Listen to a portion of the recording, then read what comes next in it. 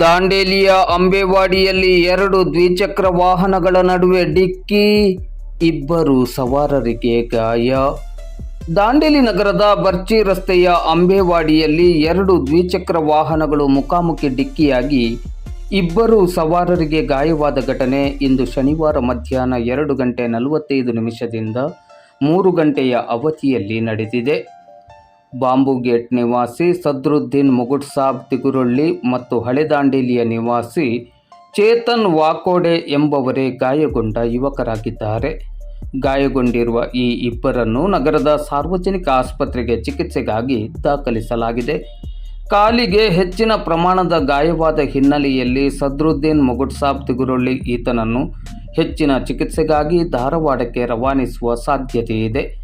ಘಟನಾ ಸ್ಥಳಕ್ಕೆ ಹಾಗೂ ಸಾರ್ವಜನಿಕ ಆಸ್ಪತ್ರೆಗೆ ನಗರ ಠಾಣೆಯ ಪೊಲೀಸರು ಭೇಟಿ ನೀಡಿ ಪರಿಶೀಲನೆಯನ್ನು ನಡೆಸಿ ಮುಂದಿನ ಕ್ರಮವನ್ನು ಕೈಗೊಂಡಿದ್ದಾರೆ.